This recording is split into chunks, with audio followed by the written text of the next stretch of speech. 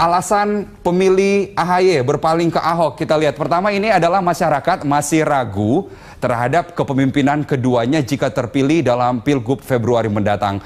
Ahok dinilai memiliki kemampuan memimpin yang baik, jujur, bersih, dan terbebas dari tindakan korupsi. Lalu yang terakhir, Ahok dianggap sudah terbukti hasil kerjanya dan berpengalaman di pemerintahan.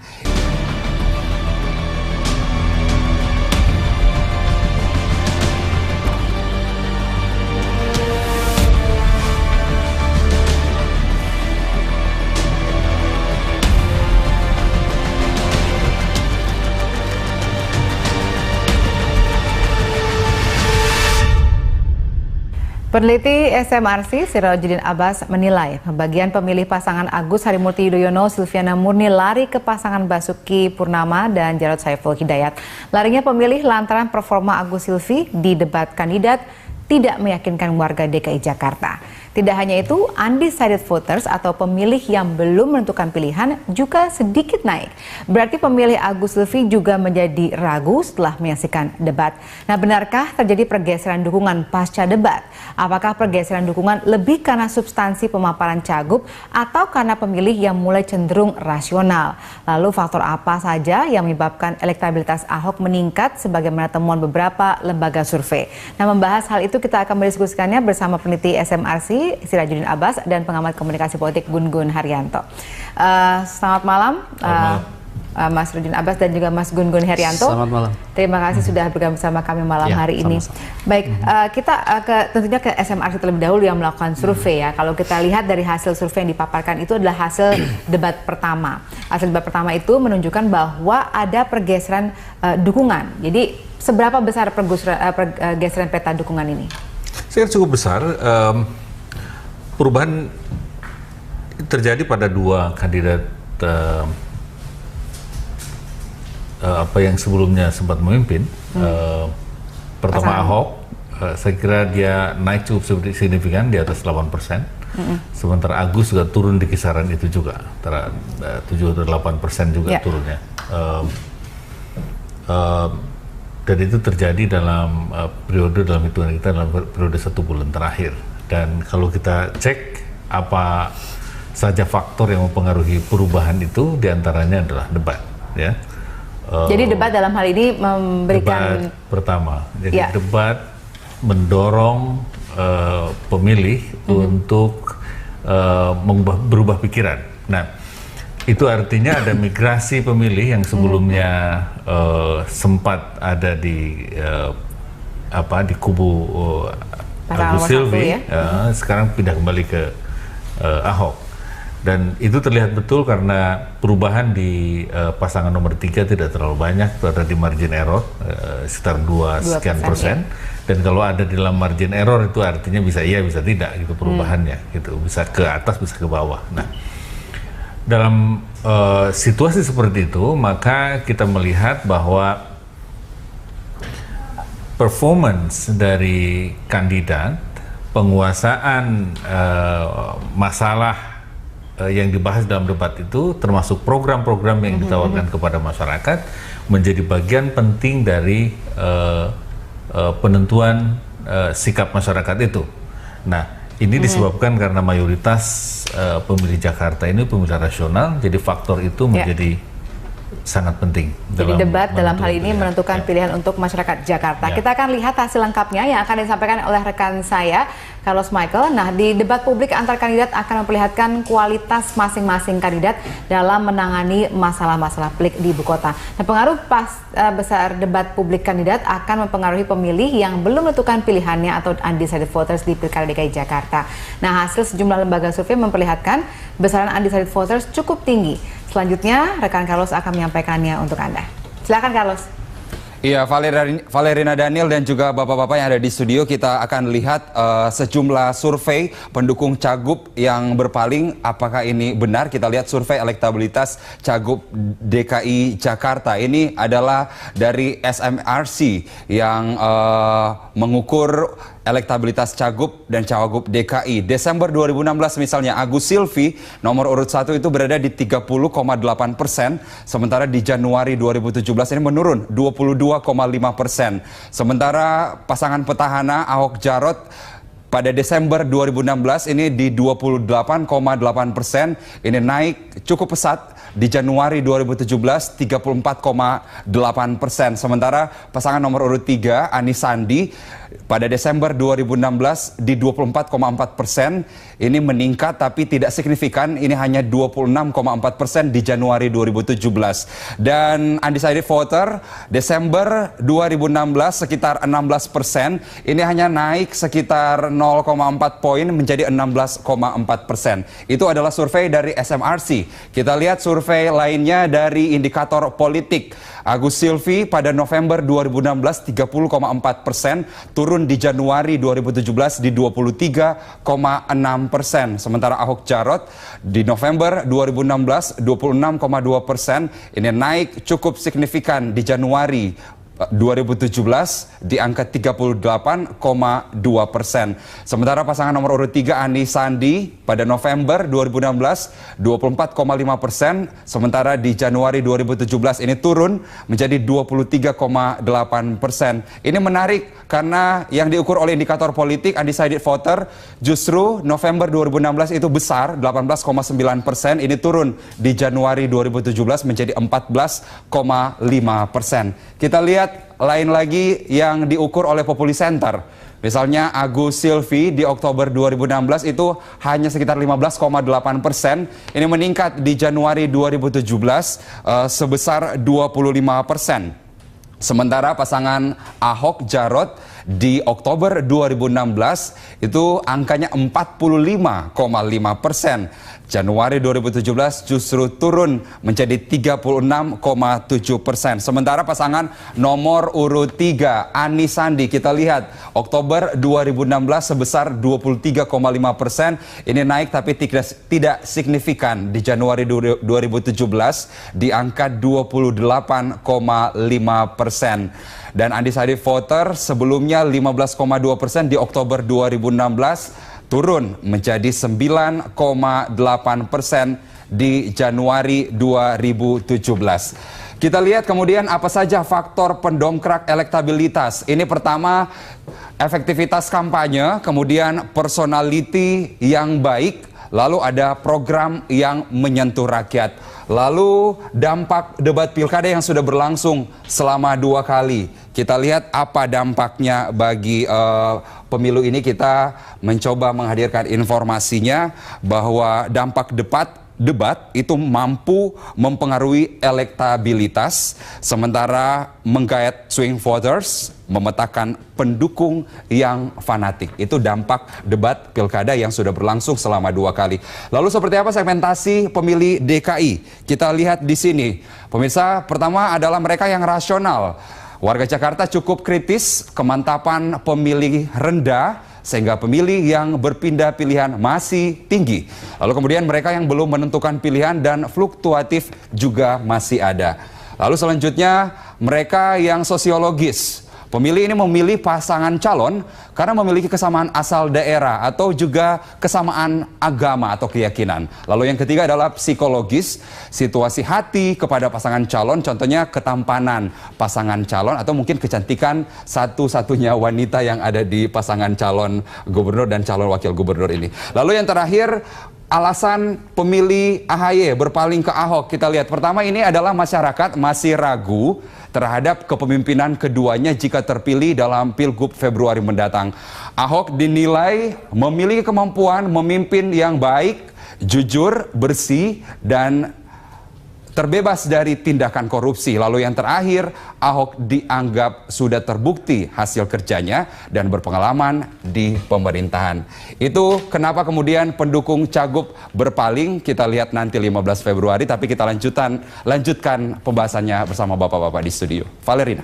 Baik, terima kasih Carlos atas pemaparannya. Dan pemirsa, kita lanjutkan dialog kita malam hari ini. Saya ke Mas Gun-Gun terlebih dahulu. Gimana komentarnya tadi kalau Mas Sirojudin Abbas mengatakan bahwa ini peta debat pertama. Nah, kalau kita lihat sebenarnya seberapa besar signifikansi debat pertama ini kepada pergeseran peta dukungan? Jadi begini, tidak ada faktor tunggal dalam konteks naik turunnya suara paslon ya. Selalu ada banyak variabel. Contoh misalnya dalam konteks pendekatan political marketing, mereka kan sudah melakukan banyak strategi. Paling konkret misalnya pendekatan public relations politik ke basis-basis komunitas, dan itu mereka turun ke berbagai titik dan sudah lama dilakukan.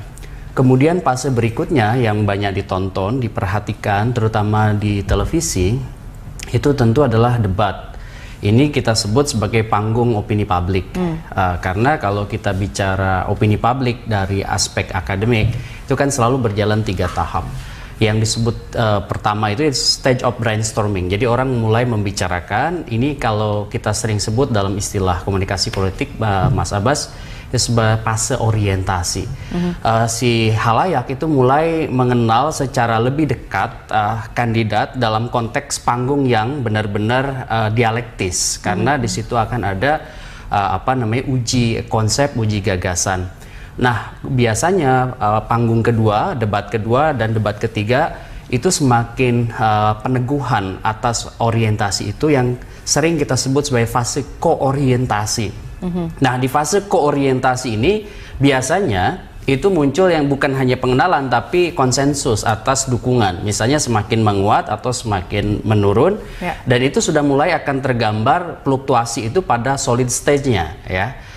Kalau diibaratkan panggung itu selalu berjalan 3 tahap. Jadi panggung perbincangan awal, kemudian yang kedua panggung konsolidasi suara atau opini, kemudian yang ketiga panggung solidnya dukungan. Dan itu alamiah dalam konteks opini publik. Perdebatannya sendiri misalnya terjadi di Bidakara, tetapi diskursusnya itu akan terjadi di beragam kanal publik, contohnya di media massa, kemudian di media sosial. Dan pengaruhnya sebenarnya itu yang kemudian banyak memapar perubahan perilaku memilih biasanya.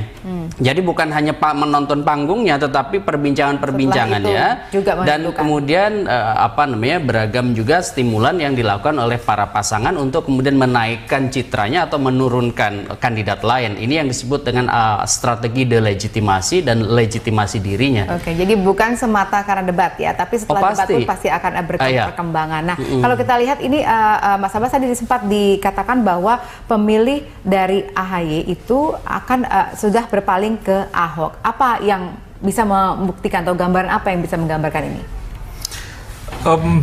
Saya kira yang paling penting itu pertama dari pergeseran, dari fluktuasi keduanya. Itu perpindahannya kelihatan betul. Pada saat tekanan massa yang begitu besar di Oktober, November, dan awal Desember itu,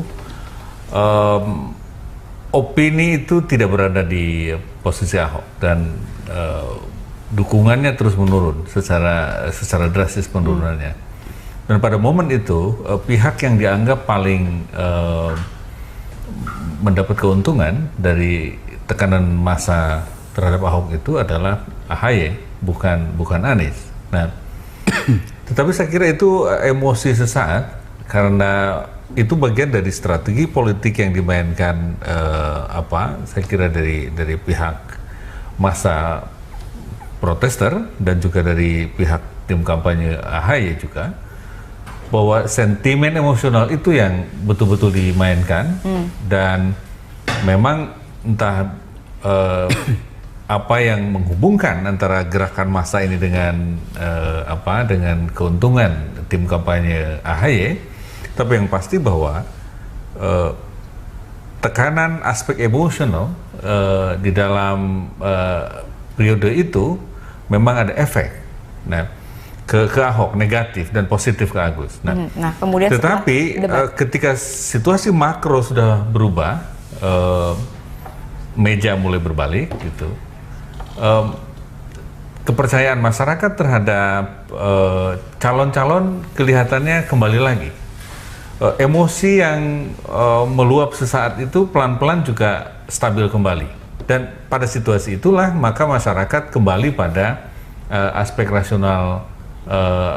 rasionalnya ketika akan menentukan pilihan. Nah, kalau kita cek sejumlah indikator yang menunjukkan indikator-indikator rasionalitas dalam alasan memilih, itu kelihatan betul bahwa aspek bukti kerja, lalu soal pengalaman di kepemerintahan, soal kejujuran, dan ini soal integritas personal, itu jauh lebih dominan ketimbang aspek-aspek yang emosional itu. Aspek emosionalnya ya yang psikologis itu, ada soal karakter personalnya, misalnya lemah lembut bicaranya, ganteng, juga aspek yang sosiologis itu, agama gitu. Itu sudah meredup itu ya? Kelihatannya sudah lebih stabil, dan ketika situasi lebih stabil, maka masyarakat sekarang kembali pada yang lebih penting dalam demokrasi. Sejauh mana pemerintah dan pemimpin bisa bekerja untuk sebesar-besarnya kemampuan masyarakat. Itu tergambar ketika debat, atau memang karena tadi Anda mengatakan situasi makronya yang sudah membuat itu akhirnya mengarah, akhirnya pendukung bergeser? Saya kira situasi makro sosial politik Jakarta saat ini memang cukup kondusif.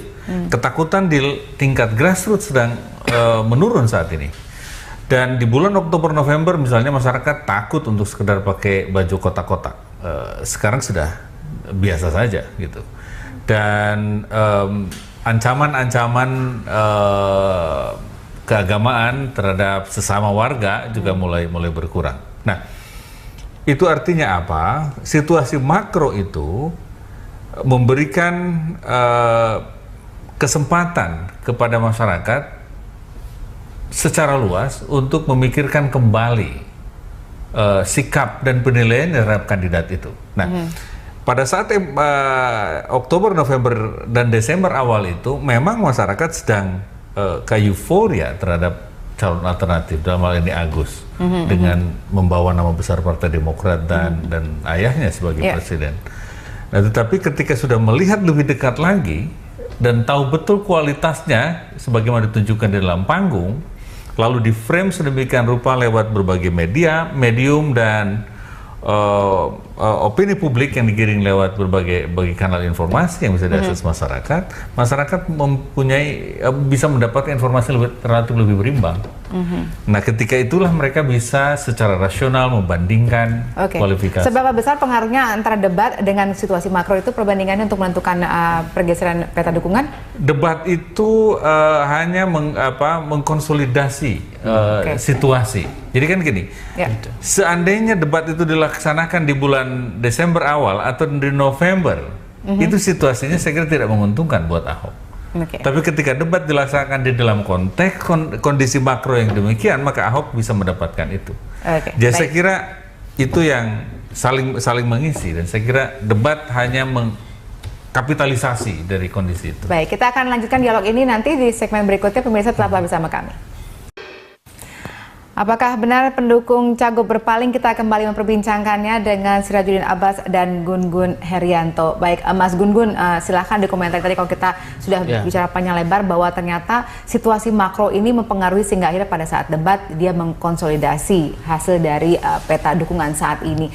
Nah, kalau kita lihat seberapa menguntungkannya atau mungkin buat masing-masing pasangan calon ini, bagaimana mereka bisa mengambil keuntungan dengan debat ini? Iya, memang situasi Januari ke sini itu kan situasi yang orang kemudian mulai menimbang, itu bukan hanya aspek emosional tetapi juga rasional, dan itu ada panggungnya yang bukan semata-mata manajemen kesan atau impression management ya. Dalam konteks bacaan Erving Goffman kan selalu ini front stage atau panggung depan itu sebagai upaya membangun kesan gitu ya. Tetapi ada hal substantif di situ, yaitu bagaimana paslon itu mengambil kesempatan untuk memengaruhi secara persuasif kelompok yang tidak mendukung atau kelompok yang belum punya komitmen. Ini kalau dalam istilah komunikasi politik itu selalu ada 3 itu, di zona penerimaan, penolakan, dan non-komitmen. Nah, yang disebut di political science itu sebagai undecided voters ya. Kalau kemudian kita lihat sebenarnya keuntungan di debat itu harusnya benar-benar bisa dimanfaatkan oleh penantang. Kenapa? Karena satu situasi sebelum debat ya, yang tadi disebut oleh Mas Abbas sebagai situasi makro yang tidak terlalu menguntungkan bagi petahana. Kemudian beragam program yang bisa kemudian dibikin antitesis sekaligus solusi yang punya nilai distintif atas positioning si dua pasangan penantang itu, harusnya kemudian dikapitalisasi isunya dengan indikator-indikator yang bisa diraba oleh kelompok rasional. Hasilnya justru malah ini Betul. petahana semakin naik. Saya melihat memang disinilah ternyata pas debat, kalau saya lihat di debat 1 dan debat 2 itu lebih banyak menguntungkan petahana. Meskipun pasangan nomor 3 Pak Anies itu juga saya perhatikan mendapat insentif ya elektoral, terutama di wilayah isu, dan mungkin datanya di survei juga bunyi kan, di beberapa survei naik suaranya, dan kecenderungannya tidak menguntungkan bagi pasangan nomor urut 1 ya Pak AHY dan Silvi. Nah, kalau kita lihat ini sebenarnya satu hal yang bisa dibaca secara akademik, bahwa ketika misalnya panggung itu mengedepankan yang disebutkan kapasitas, dan sekaligus juga kalau bacaan Ostergaard ya dalam kampanye itu, bahwa kampanye itu tidak bisa hanya narasi normatif, tetapi harus juga problem solving. Jadi harus ada pemecahan masalah. Dan kalau kemudian pemecahan masalah itu titik-titik simpul di Jakarta dan benar terekam dalam tema-tema yang disodorkan, seperti misalnya debat kedua kemarin soal reformasi birokrasi, pelayanan publik gitu ya. Dan ini kan jelas sesuatu yang menjadi kebutuhan warga DKI. Oleh karena kebutuhan, maka ekspektasinya sangat tinggi. Oleh karena itu yang dibutuhkan adalah bukan hanya dalam konteks narasi wacana normatif, tetapi butuh yang disebut dengan hal-hal yang konkret, yang kira-kira kalaupun gagasan itu gagasan yang bisa implementatif. Nah, disitulah saya pikir kemarin ya, terutama saya perhatikan debat kedua itu dua topik itu sangat dikuasai benar oleh petahana, yaitu reformasi birokrasi dan pelayanan publik. Kalau soal tata kota itu saya lihat memang di sana sini juga petahana masih banyak masalah, sehingga kemudian attacking ya dari pihak Anies itu juga masuk dan cukup menarik bagi netizen misalnya, termasuk juga perbincangan-perbincangan publik. Nah, tadi kan sudah dikatakan bahwa debat itu mengkonsolidasi dan sekaligus juga bisa mempengaruhi undecided voters. Nah, kita lihat dari angkanya ini ada kenaikan, tapi memang mungkin tidak signifikan ya, karena memang masih di bawah angka margin error ya. Jadi, tapi menurut Anda, apakah kira-kira kalau kita lihat perkembangan nanti di debat pertama adalah sebesar 15-16%, ada kenaikan 1% saja. Nah, di debat kedua akan seperti apa menurut Anda? Apakah undecided voters ini akan semakin besar jumlahnya atau justru semakin mengerucut? Kalau lihat dari pengalaman studi kita di sejumlah daerah, survei-survei gubernur maupun kepala daerah yang lain kayak bupati atau wali kota, biasanya menjelang pemungutan suara, undecided voters itu sudah mulai menurun biasanya. Tapi untuk Jakarta ini bukan hanya undecided yang harus diperhitungkan, tetapi juga yang pemilih yang tidak bisa dijangkau lewat survei. Siapa saja mereka yang tidak bisa dijangkau lewat survei di Jakarta ini biasanya respons rate-nya di kisaran 80-an persen. Kadang 80, kadang 85, itu rata di kisaran 80-an. Itunya artinya masih ada di dalam cakupan sampel itu 20% dari responden yang tidak bisa dijangkau. Kita tidak tahu sama sekali itu. Nah, yang bisa dianalisis dari sampel itu bisa sekitar 80%-an aja. Nah, kelompok-kelompok itu tipologinya dalam masyarakat Jakarta biasanya menengah atas, dari etnis dan agama tertentu, tempat tinggalnya juga khas di daerah-daerah pemukiman kelas itu juga. Gitu. Jadi justru yang tidak bisa terbaca adalah yang menengah ke bawah. Ke atas. Yang menengah ke atas. Yang itu karena nggak bisa dibaca lewat survei gitu. Nah, itu, jadi itu saja sudah proporsinya cukup besar. Lalu undecided dari yang bisa dibaca oleh survei, artinya dan itu juga masih cukup besar. Nah, itu sebabnya kita harus selalu hati-hati dengan survei di Jakarta ini, karena kalau misalnya satu survei mencoba memasukkan responden pengganti, kalau nggak bisa ditemui lalu diganti oleh orang lain, biasanya ada yang di depan rumahnya, di belakang, di samping kanan kiri gitu, itu efeknya bisa menurunkan kualitas data itu sendiri, bias jadinya, karena mencampurkan responden yang terpilih secara saintifik dengan responden yang tidak terpilih secara saintifik. itu bisa berbeda sama sekali. Dan kalau jumlah sekitar 20%, kontaminasinya cukup serius. Nah, itu. Nah, kemungkinannya lagi adalah bahwa yang kalau kita mencoba mengeksplorasi lebih jauh soal undecided, ya memang kita tidak bisa mengidentifikasi dari misalnya dari sikap mereka, paling dari kategori demografisnya bisa diidentifikasi itu mereka itu dari kelas yang mana sebetulnya bisa kelihatan. Nah, tetapi biasanya itu baru bisa diketahui menjelang waktu pemilihan yang semakin mendekat, dan itu mungkin 5 hari lagi atau 4 hari lagi. Jadi sekarang kita belum bisa membaca kira-kira arahnya akan kemana mereka. Iya. Oke. Nah, kalau dari Mas Gun-Gun sendiri melihat mungkin demografi dari masyarakat Jakarta sendiri, buat Anda undecided voters itu akan kemana nanti suaranya? Gini, undecided voters itu akan kemana, itu banyak yang harus dibaca ya. Antara lain adalah pergerakan isu yang dibawa para paslon. Itu juga karena gini, sebagian kan menjadi pemilih rasional nih. Ketika misalnya pemilih rasional itu, maka pertimbangan-pertimbangan program, misalnya ekspektasi mereka atas penyelesaian masalah di DKI tentu akan menjadi pertimbangan. Nah, maksud saya pergerakan isu itu bukan hanya tadi isu yang rasional, juga ada isu-isu yang sebenarnya sosiologis atau psikologis yang juga bisa sangat dimainkan di jelang-jelang pemilihan gitu. Makanya semakin mendekati hari H, pertarungan opini, pertarungan informasi itu akan semakin intens, dan itu juga harus diperhatikan juga bisa menjadi faktor pengubah selain misalnya damage control ya. Dan itu kan sering terjadi, misalnya ada proses delegitimasi lewat kasus macam-macam, antaranya adalah kasus hukum yang itu bisa juga merontokkan citra dan reputasi politik si para paslon. Nah, yang kedua sebenarnya adalah juga di masyarakat sendiri, seberapa intens proses-proses inisiasi jaringan komunikasi itu dijaga oleh para paslon dan tim ses serta tim relawannya. Karena begini, banyak juga ketika misalnya jelang hari H itu yang pecah, ya kan? Artinya terjadi misalnya konflik di internal, dan itu bisa juga menyebabkan proses guliran suara yang tidak justru masuk ke paslon yang bersangkutan, tetapi lari ke paslon lain. Itu sangat mungkin, atau menjadi kelompok yang tidak memilih. Nah, ini hal-hal seperti ini menjadi hal yang sangat sering terjadi. Buktinya misalnya seperti di Amerika kemarin pun kan pendukung Hillary kenapa nggak masuk ke Hillary misalnya, karena misalnya lebih senang dengan Bernie Sanders misalnya. Hal-hal seperti ini kan Demokrat, ya dia Demokrat, tetapi dia tidak mau memilih Hillary gitu.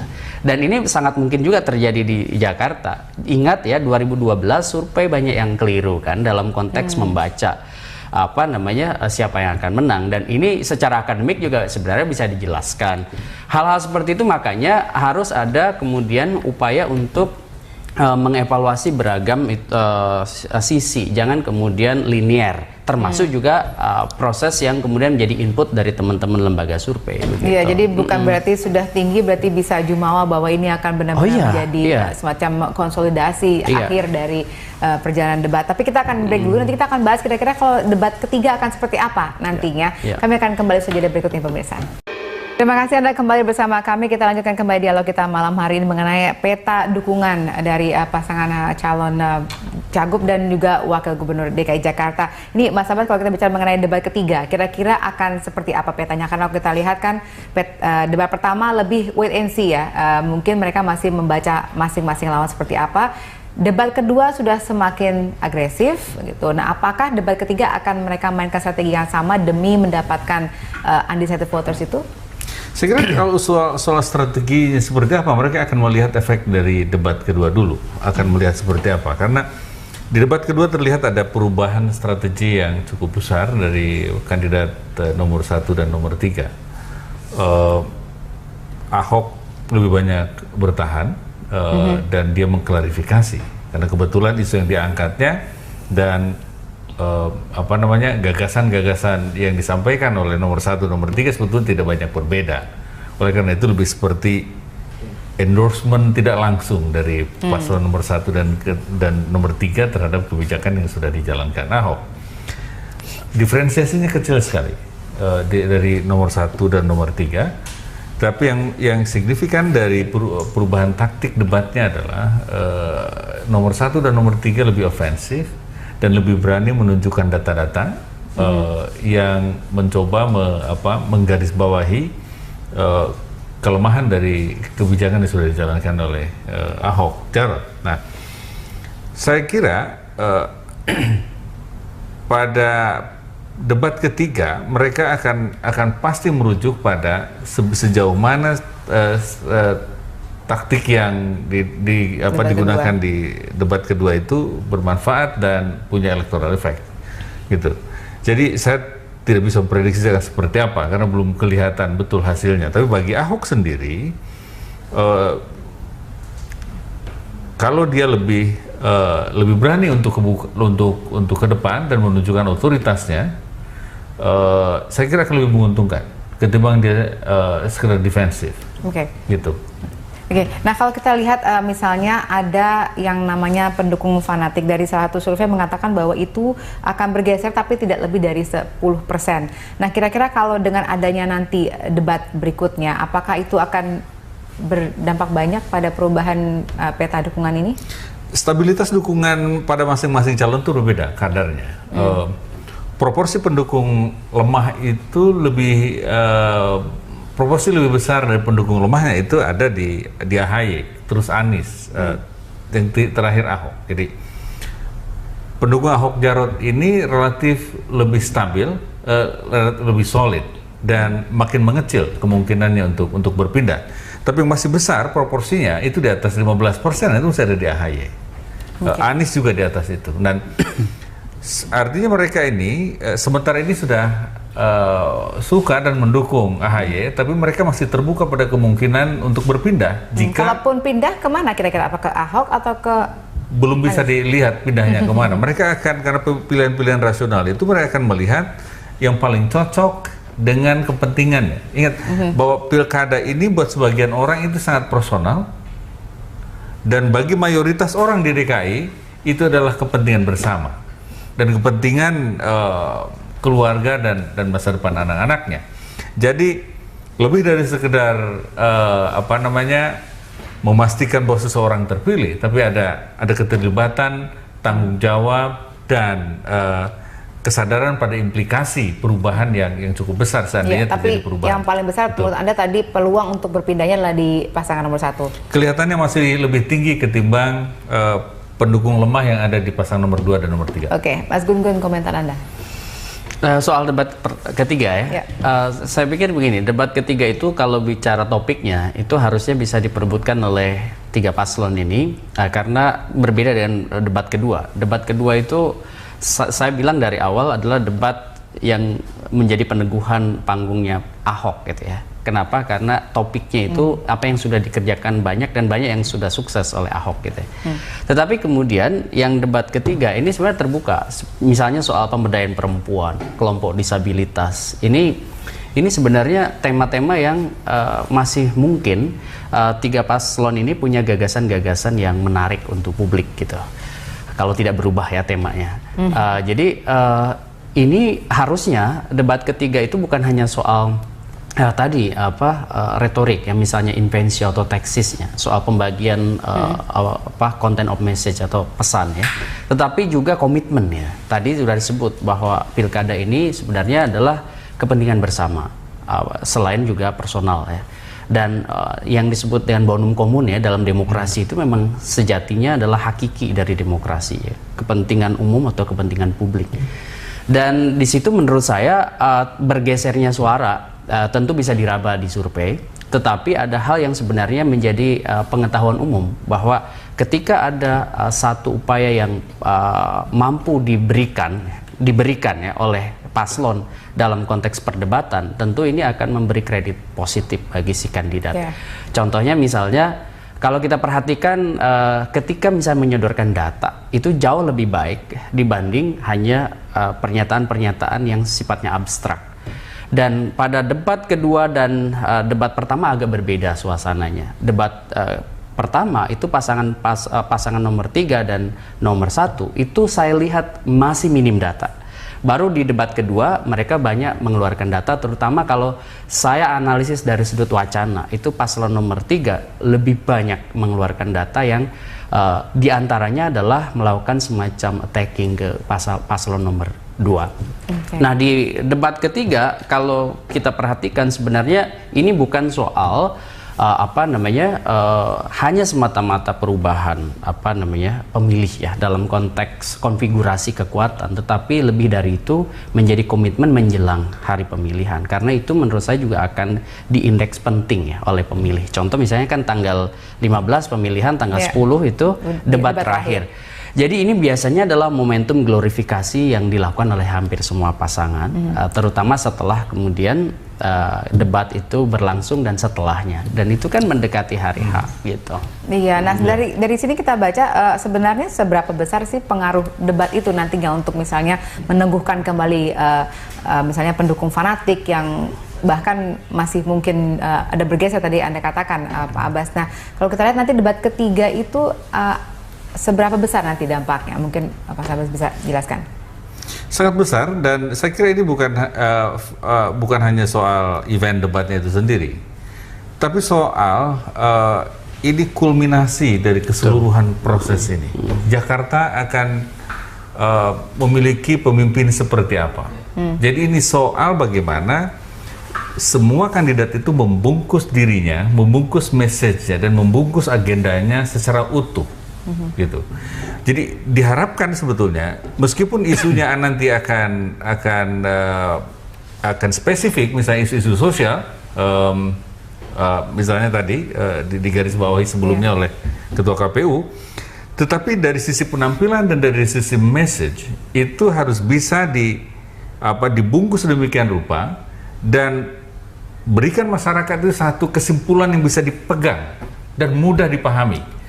Mereka akan dapat pemimpin atau pelayan publik seperti apa nanti? Apa bedanya kalau Ahok lanjut?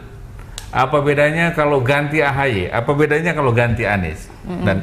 Dan saya kira pada titik itulah masyarakat akan dituntun untuk sampai pada kesimpulan yang relatif stabil, yang mungkin mereka akan renungkan di hari tenang nanti untuk selanjutnya diputuskan pada saat hari pemilihan. Jadi kemampuan dari masing-masing calon untuk membungkus dan memberikan satu pegangan kepada masyarakat tentang apa yang mereka rasakan, perbaikan model apa yang akan mereka alami, dan perbaikan kualitas hidup macam apa yang akan terjadi di Jakarta seandainya siapapun terpilih menjadi gubernur. Sayang sekali ya belum ada hasil survei pasca debat kedua ya. Kalau udah ada mungkin kita bisa lebih banyak membaca. Nah, kalau Mas Gun-Gun nanti menurut Anda kalau kita lihat ini ada namanya undecided voters, kemudian kita juga tahu bahwa Jakarta itu rasional, sebagian besar pendukungnya ataupun masyarakatnya, dengan adanya debat 1, 2, 3 dan kemudian situasi kondusif saat ini akan seperti apa hasilnya? Ya, ini saya berpikir ya, dan tentu mengamati dari debat 1, debat 2, dan kemudian besok menjelang debat ketiga, itu ada tren yang positif. Tren positifnya adalah pada kualitas perdebatannya. Maksud saya, kalau di 2012 saya amati, itu perdebatan seremonial, tidak kemudian dialektis. Sekarang itu debat lebih dialektika relasionalnya itu muncul. Jadi ada data, ada kemudian argumentasi, dan orang mulai melihat nih seberapa kuat argumentasi yang dia bangun gitu. Ketika misalnya dia bicara menolak reklamasi, kemudian ditanya reklamasi kalau dihentikan seperti apa. Dan ini kan tidak bisa abstrak gitu. Ini pengetahuan konteks undang-undang, pengetahuan konteks kebijakan itu muncul, dan itu harus kemudian dijawab bukan hanya dengan cara-cara retoris, tetapi substantif itu. Pun demikian ketika misalnya apakah ketika Anda menawarkan BLS itu, bantuan langsung sementara, itu visible nggak dengan anggaran misalnya? Apakah kemudian rujukan Bolsa Familia di Brazil itu kemudian cocok untuk konteks Indonesia? Misalnya ini hal-hal yang sebenarnya menarik gitu untuk kemudian dikritisi. Dan saya pikir di debat ketiga itu betul akan menjadi titik kulminasi, meskipun dalam konteks pendekatan political marketing itu sekali lagi akan ada banyak faktor lain. Contohnya ini kan ada significant others ya, ada orang-orang yang menentukan juga pemilih kalau pemilihnya itu belum menjadi pemilih yang mandiri atau independen.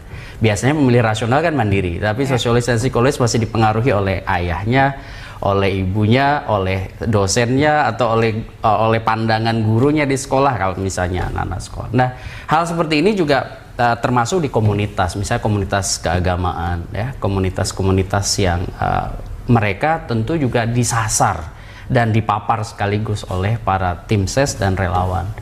Jadi bagi saya banyak hal lah, tentu kita berharap perbaikan kualitas. Jadi besok itu pemimpin Jakarta adalah pemimpin yang berani mengambil resiko, kemudian dia juga berorientasi pada penyelesaian masalah, bukan kemudian pada satu hal yang sifatnya demagog ya. Kalau kita sebut demagog, mungkin berbunga-bunga bicara tetapi kemudian tidak bisa mengeksekusi gitu. Itu yang kan kita harapkan, bukan orang yang pandai hanya berretorika gitu, tetapi dia adalah eksekutor dan kemudian dia punya orientasi ke depan yang lebih pada upaya perbaikan Jakarta yang memang kompleks gitu. Oke.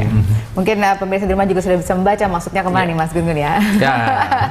Oke, baik. Satu pertanyaan terakhir mungkin kalau sebelum kita tutup, kira-kira kalau kita lihat ini biasanya tuh kan kalau kita lauk pada saat pemilihan suka ada namanya serangan fajar, serangan yang tidak kita ketahui ya di luar konteks yang formal seperti debat dan kampanye secara formal.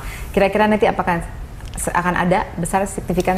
Risiko itu mungkin masih ada, tapi salah satu risiko yang lebih besar dan menurut saya harus diperhatikan betul oleh semua pihak, itu yang kita sebut dengan Bradley Effect. Bradley Effect itu ada preferensi pemilih di saat-saat akhir yang tidak selalu konsisten dengan kecenderungan yang ditemukan dalam survei. Itu salah satunya adalah soal siapa yang paling disukai dan lebih cocok menurut jadi kalau masyarakat. Buat Jakarta ada resiko misalnya kayak di Kalimantan Selatan tahun 2010 dulu.